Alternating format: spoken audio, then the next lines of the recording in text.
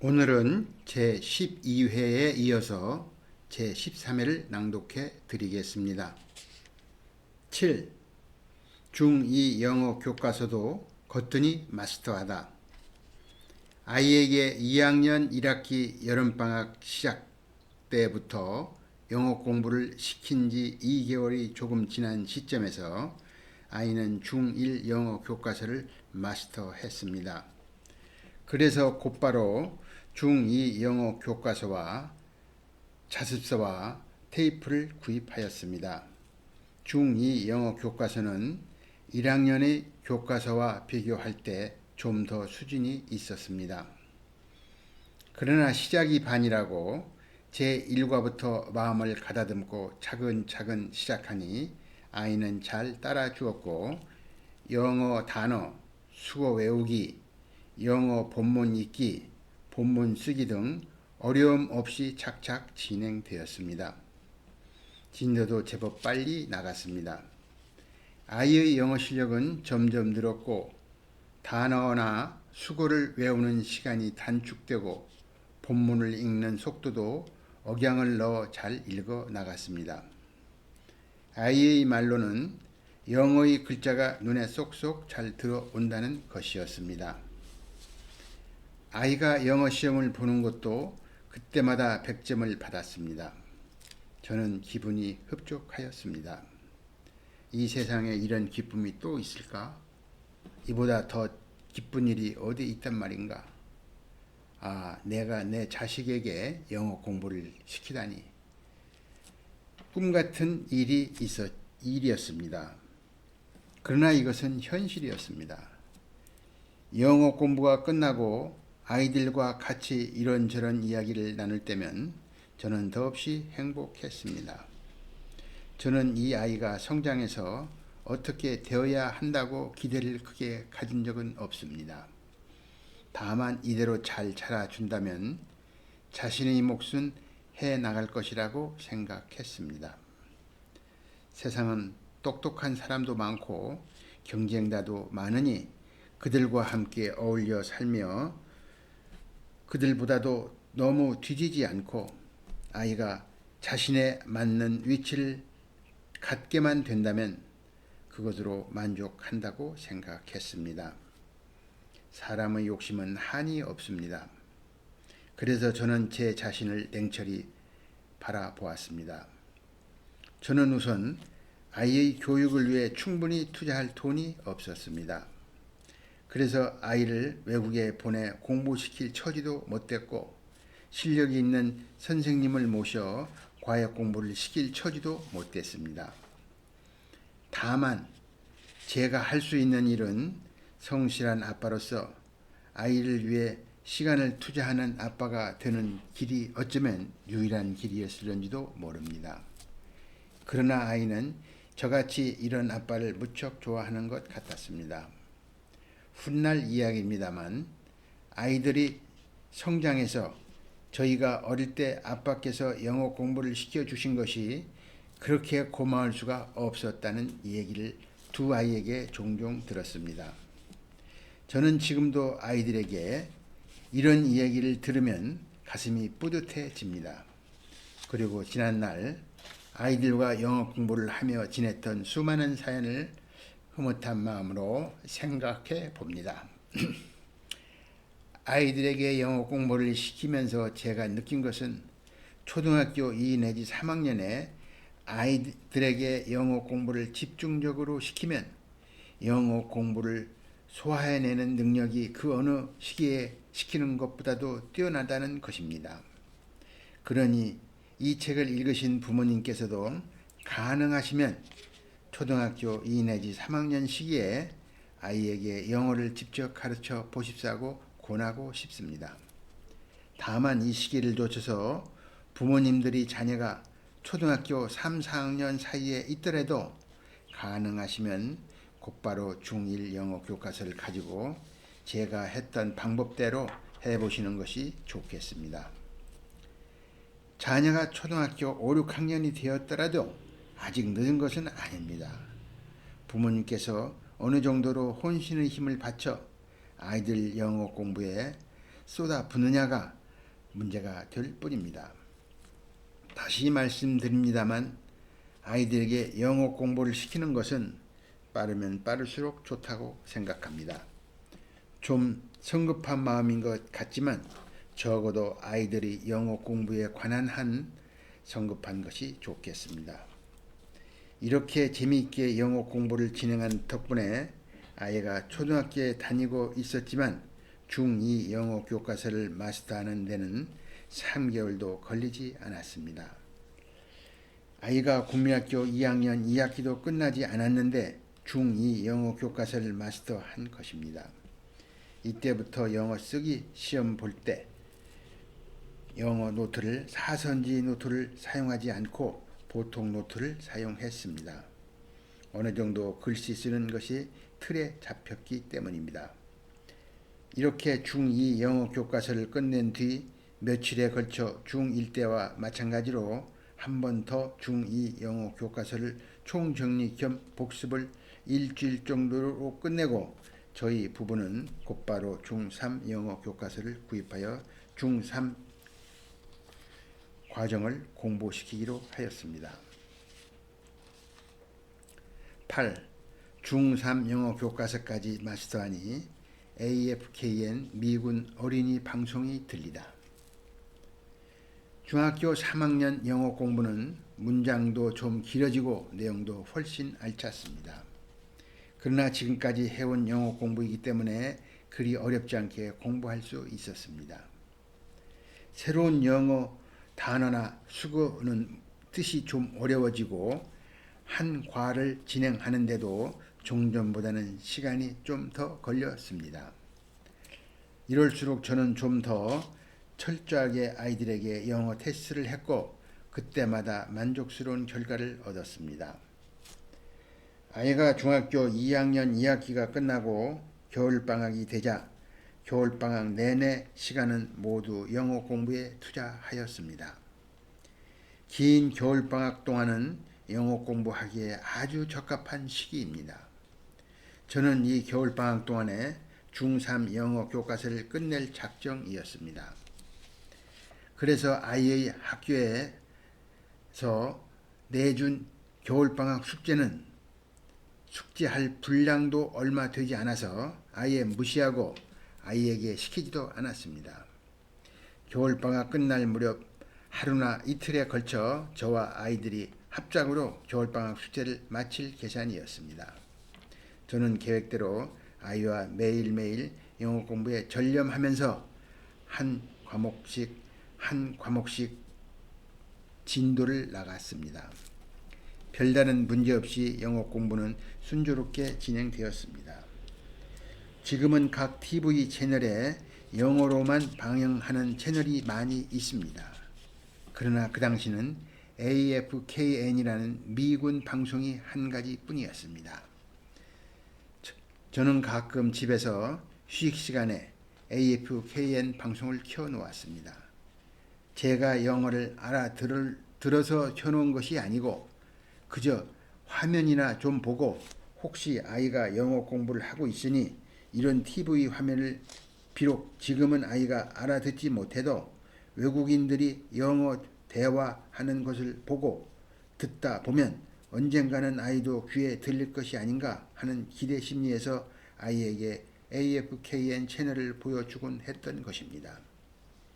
또 AFKN 채널에는 오후 5시에서 6시경에 주한 미군의 어린이를 위한 어린이 방송도 방영되었습니다.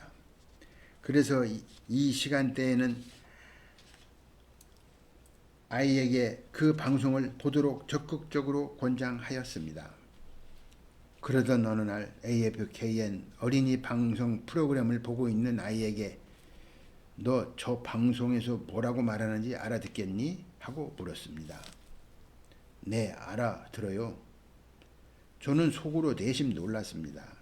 제 자신은 이 화면에서 영어 대화는 못 알아듣고 그 TV 화면을 보고 내용만을 대충 짐작할 정도인데 아이는 다 알아듣다니 교육이란 대단한 것이라는 생각이 들었습니다. 계속해서 AFKN 어린이 방송 TV 화면을 보던 중에 어느덧 아이는 영어가 귀에 들어오는 모양이었습니다. 아, 이제는 이 아이에게 영어 회화 공부를 시킬 때가 됐구나 하고 생각했습니다. 이때가 초등학교 2학년 2학기 겨울방이 거의 끝날 무렵이었습니다. 그리고 아이는 중학교 3학년 영어 교과서의 중반부 이후 부분을 공부하고 있는 중이었습니다. 9. 원어민 영어 회화를 시작하다. 저는 그날 저녁부터 아내와 함께 아이에게 영어 회화를 가르쳐 줄 수 있는 방법에 대하여 상의하기 시작하였습니다. 미리 생각은 조금씩 하고 있었지만 본격적으로 논의하기 시작한 것입니다. 우리 부부는 영어 한마디도 못하는 처지이므로 외국인에게 영어 회화 배우는 방법을 의뢰해야 하는데 도무지 뾰족한 방법이 떠오르지 않았습니다. 이 생각 저 생각 끝에 결국 영어 회화 학원을 찾아보기로 하였습니다. 그리하여 휴일이나 일요일 시간을 이용하여 서울 시내 찾아 돌아다녔습니다. 지금은 시내 곳곳에 영어 회화 학원도 많고 영어 회화를 배울 만한 곳도 많지만 그 시절만 해도 적당한 곳이 없었습니다. 찾아서 돌아다니던 중 여의도에 직장인 영어 회화반이 있는 것을 알았고 제1부에서 말씀드린 대로 아이가 3학년이 되던 해 이른 봄철에 여의도로 이사하였습니다. 그리고 어렵게 아이에게 영어 회화를 배울 기회를 마련하게 된 것입니다.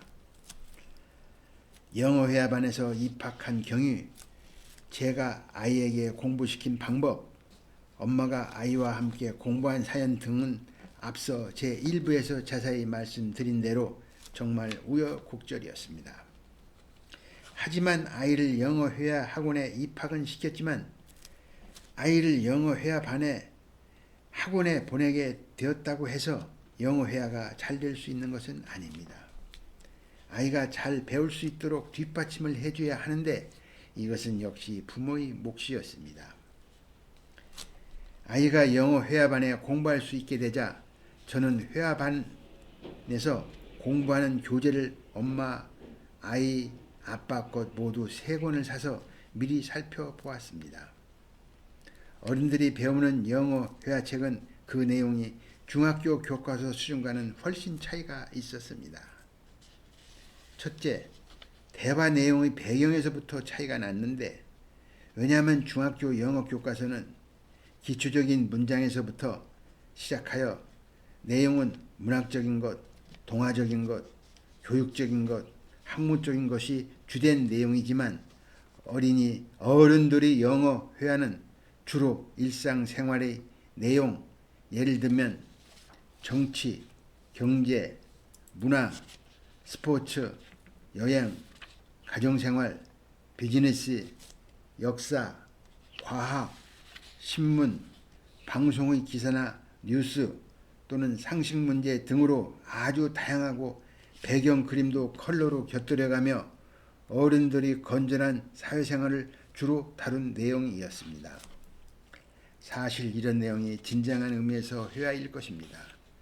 저는 내용이 좋다고 생각했습니다. 어린 나이 어린이에게 내용이 빠른 감이 있지 않겠느냐 하는 질문도 있겠으나 실제로 영어 회화책에서 나오는 사회생활의 영어 회화 내용은 초등학교 3학년 학생 정도면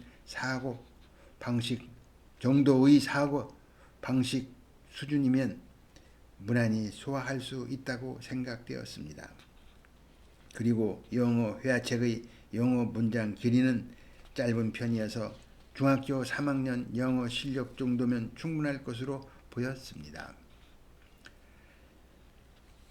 또 책의 내용도 생활 영어이다 보니 중3 영어 교과서 실력 정도에서는 생소한 영어 단어가 가끔 나오는데 이것도 일상생활에서 흔히 쓰는 단어이므로 영어 사전에서 한글 뜻을 찾아 단어의 뜻만 아이에게 미리 알려준다면 공부하는데 무난할 것으로 생각하였습니다.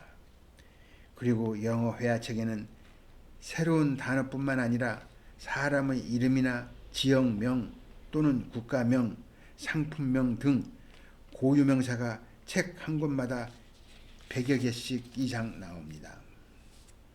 그러나 이것은 역시 제가 틈나는 대로 영어 사전을 보며 노트에 발음기와 뜻을 찾아 적은 뒤 아이에게 영어 회화 공부 전날까지 예습하도록 공부시키면 영어 회화 시간에 충분히 따라갈 수 있다고 생각하였습니다. 저희 생각은 적중하였습니다. 이렇게 회화책에서 나오는 모르는 단어를 미리 공부시키고 나니 아이는 엄마와 함께 가볍고 즐거운 표정으로 영어 회화 학원에 다녔습니다. 더불어 영어 단어의 실력도 느는 것 같았고 영어 단어를 외우는 속도도 빨라졌습니다. 영어 회화를 배우는 처음 시간에 아이는 외국인과 처음 마주 앉았는데 자신도 쑥스럽고 얼떨떨했다는 것입니다. 그러나 하루가 지나고 일주일, 2주일이 지나자 자신감이 붙은 모양입니다. 아이는 영어 회화 시간을 기다렸고 그 시간에 외국인에게 무엇인가 말을 붙여 이야기를 해봐야겠다는 생각이 들어서인지 영어 회화책을 열심히 읽고 단어 공부 등 예습하면서 회화 그룹의 한 구성원으로서 뒤떨어지지 않으려고 노력하는 모습이 보였습니다. 아이의 영어 회화 실력은 시간이 지남에 따라 점점 향상되는 것을 느꼈습니다. 물론 아이의 곁에는 항상 엄마가 계셨고 엄마는 아이와 함께 영어 회화 그룹원으로 참여할 뿐만 아니라 늘 아이를 관찰하며 아이에게 용기를 북돋아 주었습니다. 이렇게 하루하루를 지내는 과정에는 많은 일들이 집에서 벌어집니다. 아내는 내년에 초등학교에 입학하는 작은 아이에게도 형이 그 나이에 했던 것처럼 낮 시간에 많은 일들을 시켜야 했습니다. 그리고 저희 부부는 경제적인 형편이 때문에 파출부를 둘 형편이 못 되므로 아내가 집안 정리를 모두 해야 했습니다. 또 큰 아이에게 영어 공부와 학교 공부도 함께 시켜야 했습니다. 그뿐만 아니라 일주일에 한 번씩 정도는 시댁이나 친정일로 신경을 써야 했고 큰 아이의 초등학교 학부모로서 학교에 일이라도 생기면 그날은 학교에 가봐야 했습니다. 이런 일 저런 일 쉴 틈 없이 발생했지만 아내는 기쁜 마음으로 받아들였습니다. 저는 이런 상황을 잘 알기 때문에 집에서 퇴근하여 아이들에게 영어 공부를 테스트하는 일 이외에도 틈만 있으면 가사를 도와주었던 것은 너무나 당연한 일이었습니다. 그런데 제가 아내를 위하여 가사 일을 도와주거나 어떤 일을 협력해 줄 때면 아내는 꼭 고마워요 여보 라는 말로 응답해 주었습니다. 생각해보면 남편으로서 집안일 좀 도와주고 아내의 말에 귀를 기울여 주는 것은 남편의 당연한 일인데도 아내는 매번 상냥하게 웃으며 이렇게 응대해 주었던 것입니다. 이런 말을 들을 때면 저는 언제나 뭐려 별것도 아닌데요 하고 대답은 하였으나 기분은 항상 좋았습니다. 이렇게 하루 생활을 마치고 저희 부부는 아이들이 자리에 누워 잠자는 모습을 바라보는 것만으로도 행복했고 감사하게 생각하였습니다. 저희 부부가 서로 힘을 모아 아이에게 공부를 가르칠 수 있다는 사실은 저와 아내가 공동으로 협력할 수 있는 일이 있어서 좋았고 우리 가족의 장래에 대한 기대가 있어서 좋았으며 그보다 더 좋았던 것은 항상 아내와 재미있고 유익한 대화가 끊임없이 이어져 아내의 숭고한 모습을 제 자신이 발견할 수 있었음에 더욱 좋았습니다. 이처럼 저희 부부 하루 일과는 아침에는 기쁨과 희망으로 시작하여 저녁에는 다정함과 사랑으로 보냈습니다. 여기까지 제 13회분을 마치겠습니다. 감사합니다.